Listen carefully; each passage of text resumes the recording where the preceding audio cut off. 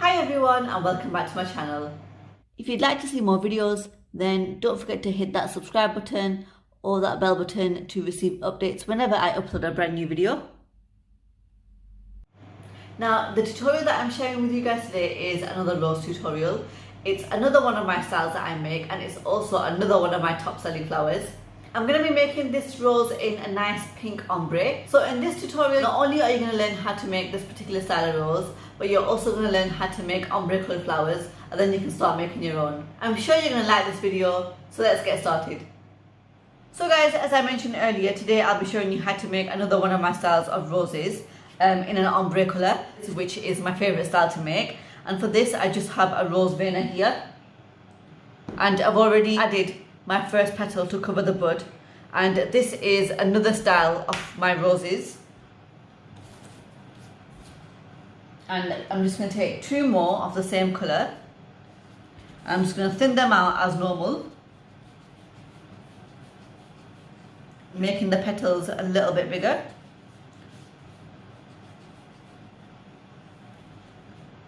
And for these, I want to get the top tips of the petals as thin as I can possibly get them. So even if it means just going back and forth on the actual tips, then just do so. As the thinner they are, the realistic they'll look. So just keep going back and forth. But you don't want to have too many waves in there, so just keep flattening it out after each roll of the rolling pin.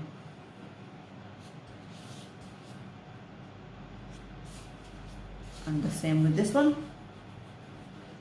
For this row, we want 2 petals to cover the bud. If you've seen my other rose tutorials, you'll notice that I put 3 petals to make the bud, but this time I'm going to use 2 petals. And I'm just going to cover the left and right side of the petal with sugar glue to about 3/4.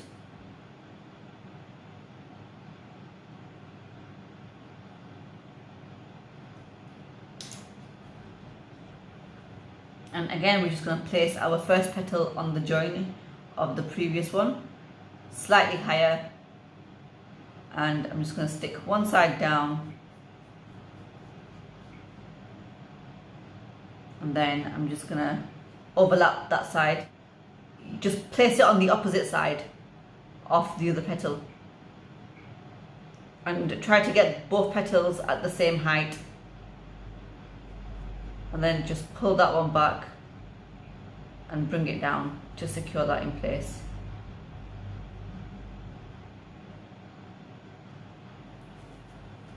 And then what I like to do is just open them up ever so slightly, really tiny bits of opening, just like so. And because these are the inner centers of the flowers, for an ombre or for a 2-coloured rose, I usually have another row of the same colour. So I'm just going to prepare the other 2 petals as we've done with the previous row, thinning them out exactly the same way. In case you're wondering why I'm not using the veinner, you don't need it just yet. And all we're going to do is cover the left and right side of this petal as well, up to around 3/4, just as we've done with the other row.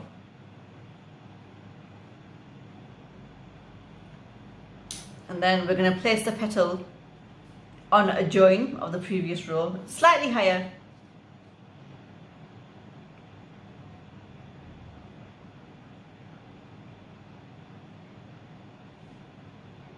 And then we're going to overlap one side, and you want to put the petal completely on the opposite side of this one, but just making sure you are overlapping it and tucking it underneath.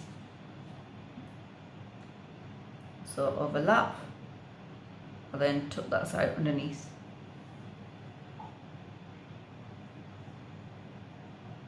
And then pull that one back and stick. And it doesn't matter if it tears because no one's going to see this bit. And then I'm just going to open these petals up as well, ever so slightly.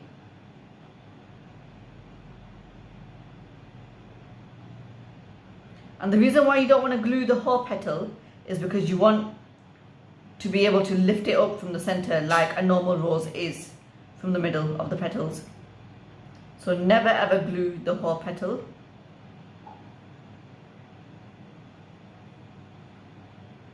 And then you should get something like this. And for the next rose, we're now going to make it slightly lighter.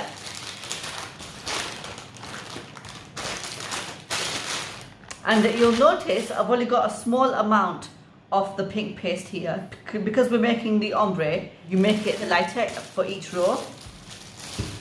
And I'm just going to take a small amount of the white and just mix that in to get a lighter shade.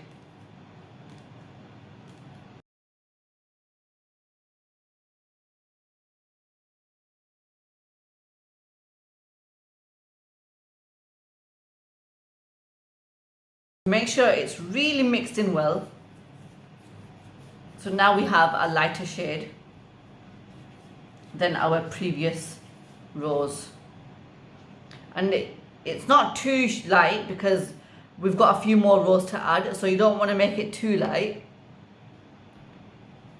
And then we're going to cut out the same size petals for the next row only, and you'll need 3 petals for that. And we're just going to prepare them the same way we've done with the other rows. So just thinning them out. And again, you still want the top sections of the petal to be really, really thin, but not wavy. And we're still going to glue the bottom left and right sections, but this time up to around half of the petal.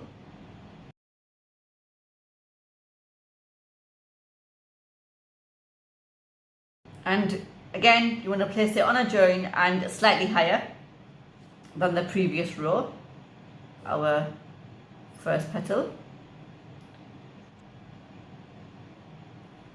And then overlap that by a half.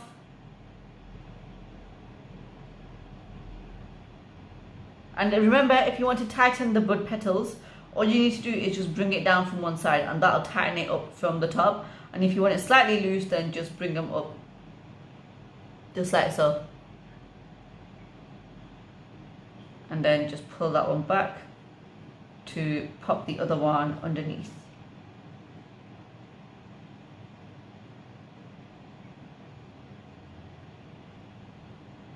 And then pull that back.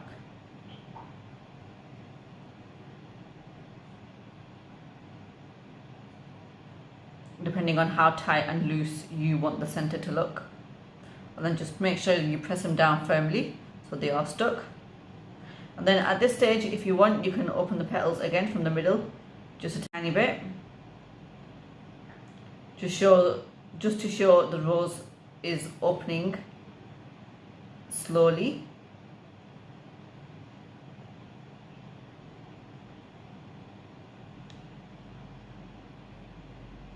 And now you want to wait for this to completely dry before moving on to the next row, for which again you'll need 3 petals, and we still don't need the vena just yet.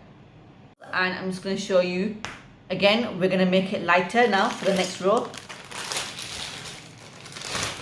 So here's the pink paste that we've already got,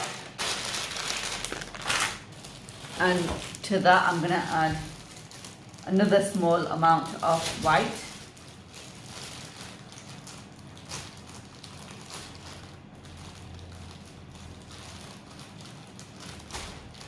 Just to get it lighter than the previous shade. And then just mix that in. And then you'll be able to see it's lighter than the previous row. And then go ahead and cut out 3 petals of the same size and just thin them out as normal. And then you just want to glue the bottom left and right side of the petals again, just as normal, up to about half. And we're going to add the first petal on a join again of the previous row, slightly higher.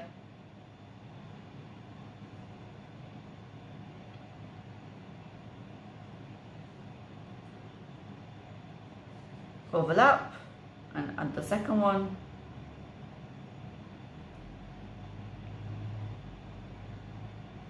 And then pull the first one back and tuck the last one underneath.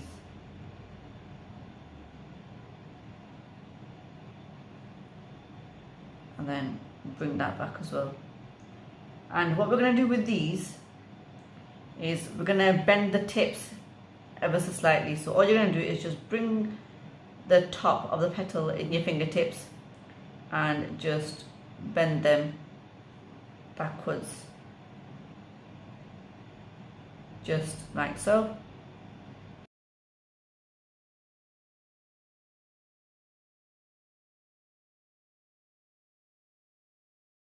And then again, if you want to open them up from the middle,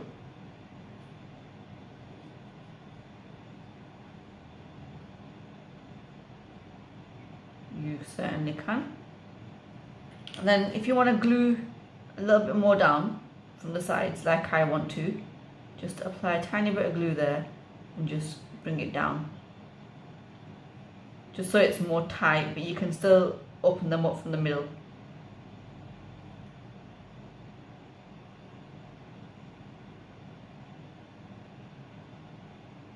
And that way it just closes up the middle, but you can still open up the middle of the petals, just like that. And then as you add the other rows, we'll open them as we go along. And you want to wait for that to dry as well before adding the next row, and you want it to completely dry. But now we're going to go ahead and make our paste a little bit more lighter than the previous one. And this is all you do to make your ombre roses. Just keep adding a bit more white to it each time. And just mixing it in. And that's why you only start with a small amount of paste to begin with. Can you see how light it is? Then go ahead and cut out the same size petals, and you want 3 of them. So once you've cut out the 3 petals for the next row, from this point onwards you'll need your veinner and your apple tray, and we're just going to thin them out exactly how we've done previously. But this time you don't want to go too over the tips, and you'll see why in a minute. But you do want the petal to be fairly wide and thin. And I'm just going to show you how to do one. All we're going to do is pop it into the veinner, and I tend to put mine right at the top section of the veinner because I like to get that little point in, but you can do it right at the bottom as well if you prefer. And just put the other veinner on top and press down firmly, and then just pull that out. And then we're just gonna, this is the center of the veinner, and this is the little point bit that I was talking about, and I'm just gonna grab the paste from one side up to where the point is and not the center, and I'm just gonna roll the petal backwards to get that nice fold.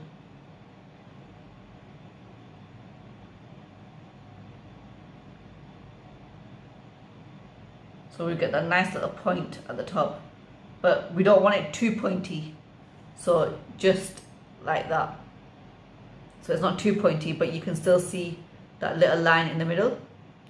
And then once you've done that, all we're going to do is just put it in the middle of the apple tray to get it curved, but only press down the middle just ever so slightly. I don't want the bent bits to be too flat, so I'm just going to push it in the middle and just leave it to dry until they're still flexible to apply, but they've got that nice cup shape. And I'm just going to do the same for the remaining 2 petals. So once they're done, we're just going to leave them to dry a little bit.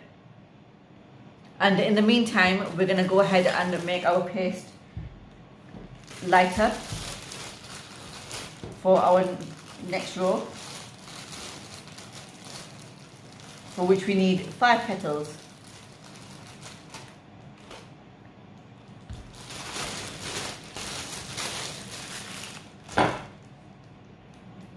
So mix that in. And we're going to do the exact same thing that we've done for the 3 petals that we've just got in the apple tray. Cut them out, thin them, vein them, fold them, and then put them in the apple tray for them to get their shape. But at the moment, I'm just going to cut them out and leave them in the storage board because I've not yet applied the 3 petals that I've got sat in my apple tray. So just go ahead and cut them out. Now that the petals are dried, we're just going to go ahead and glue the bottom left and right as usual. You always just glue the bottom left and right. You don't want to cover the whole petal. And they have gone firm, yet they've still got that curve. And this time we want to apply this row at the same height of that row or slightly below, but you don't want to go above it now. And you want to again put it on a join, so stick that down. And for these you won't need to overlap as much, so just go ahead and place all 3 petals on the joins of the previous rows.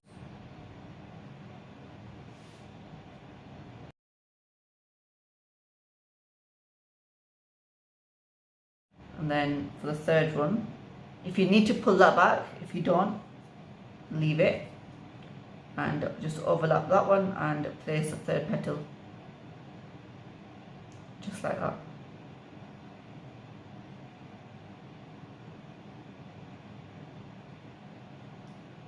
And you don't need to overlap them to the end too, and then you could just pull them back just so it looks as if it's more open. Leave that to completely dry before going on to the next row. And whilst we're waiting for this to dry, we're going to go ahead and prepare our next row of petals.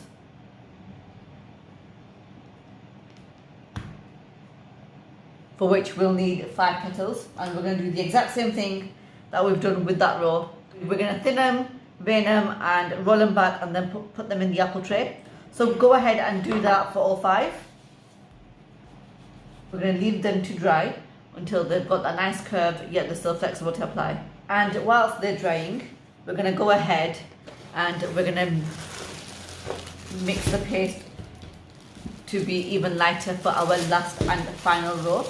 And for this, what I'm going to do is I'm just going to take a tiny bit of pink out, and I'm going to leave the remaining of it inside because we don't need to use that. We just need to make it lighter now. And I'm going to use the same bit to get the white. So I've got half and half roughly. And I'm just going to mix that in. So once you've got your shade, just go ahead and cut out the same size petals and cut out 5 more for our last and final row. So once again, once they're dried, just glue the left and the right side of the petals.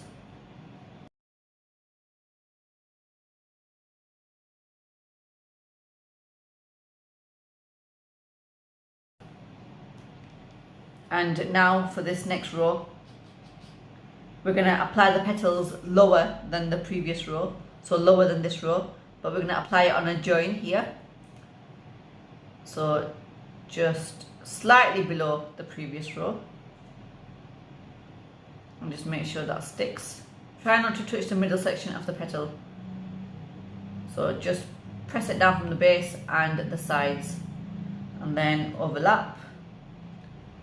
And you want to put the spacing so you get all 5 petals in.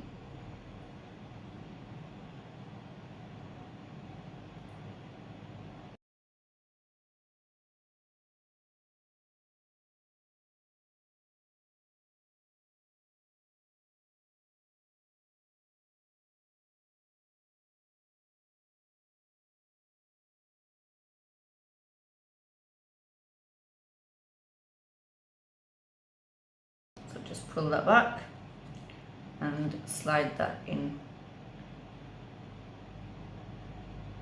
Then just bring that back over and then turn it upside down and make sure they're all stuck at the base.